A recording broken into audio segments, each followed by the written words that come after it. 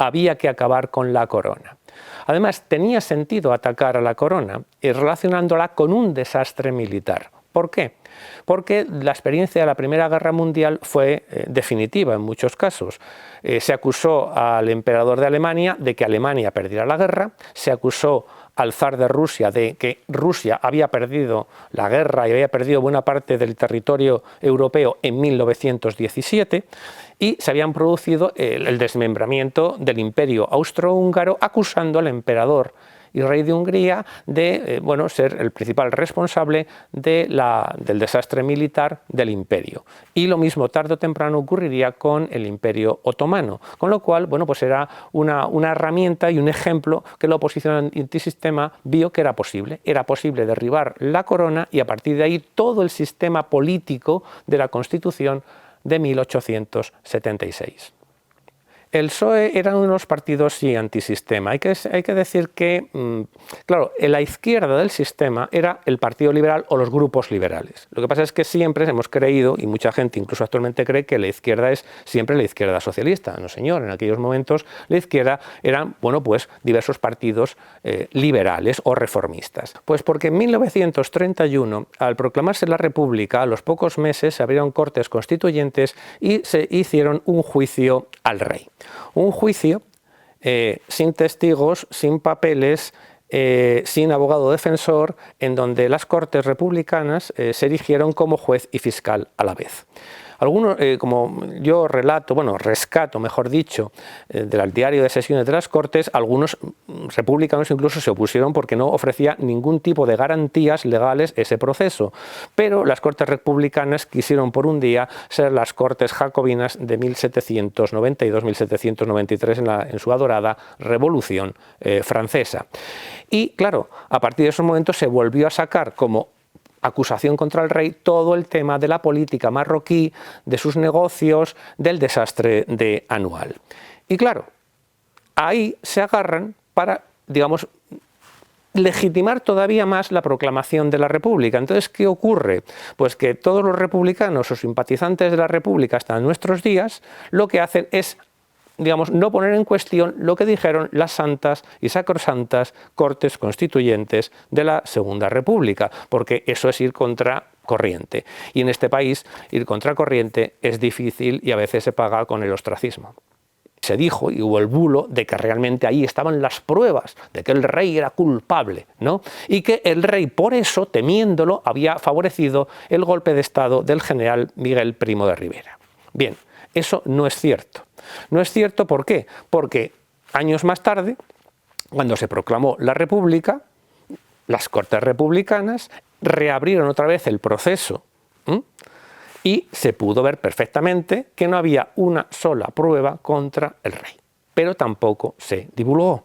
Y en 1935 el tribunal encargado de esa reapertura dijo que estaban bien realizadas las sentencias que ya se habían señalado años antes, y que no había, que buscar ningún culpable más. Claro, no se dijo nada sobre el rey, pero se sobreentiende que no había nada contra el rey Alfonso XIII. La manía de que el rey hablaba con tacos, y por lo tanto, en el famoso telegrama de Silvestre, pues Arturo Barea, cuando escribe La forja de un rebelde, añade el 25 te espero, vivan tus cojones. Eso se lo inventa, ¿no? Y la gente se cree que Alfonso XIII tenía la palabra cojones todos los días, ¿no? Claro. Y yo he leído cientos de telegramas y muchísimas telegramas que el rey manda a militares, ni se le ocurre, pero es que ni se le ocurre poner tacos. Pero absolutamente para nada. O sea, se dirige a los militares como tiene que dirigirse un jefe de Estado a sus militares, a sus ministros, a los políticos con corrección y educación.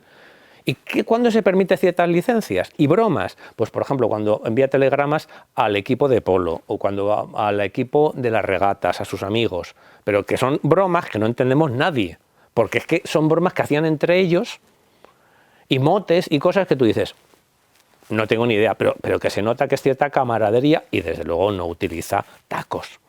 Y es que yo no sé lo que haría en su vida privada, pero vamos, que es que yo he leído muchísimo y yo no veo ningún taco. Desgraciadamente, el servicio militar estaba organizado de tal manera que había muchos españoles que podían librarse de ello si pagaban una redención en metálico o también podían encontrar una sustitución, ¿no?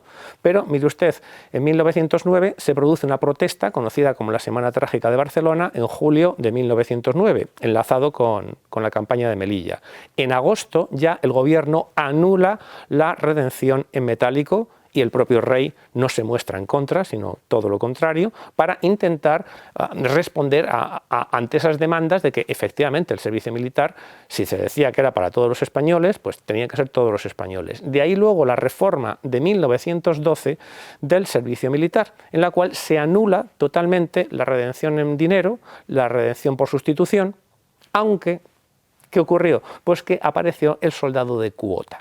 ¿Qué significaba el soldado de cuota? Que si tú pagabas tenías más facilidades para quedarte en las unidades, las guarniciones de la península, de tal manera que también fue una injusticia, hay que decirlo. ¿Por qué? Porque entonces los hijos de las clases más pobres indudablemente eran destinados a la zona más peligrosa en esos momentos, que era el protectorado de Marruecos. El rey era el jefe del ejército, ¿no? Porque la propia Constitución de 1876 así lo decía, pero ningún acto del rey podía estar libre del acuerdo con el gobierno o de la firma de un ministro.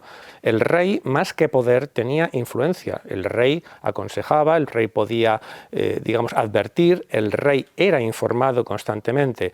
Pero hay algo que los historiadores no han comprendido absolutamente nada, porque ante todo se han fiado de toda la propaganda política de los antisistema de entonces, que entonces se llamaban antidinásticos. Y es que el rey controlaba el ejército y el ejército era un juguete en manos del rey. Bien, eso no es verdad. El ejército español en esa época no era el ejército del rey. Eso ya se acabó a partir de 1808.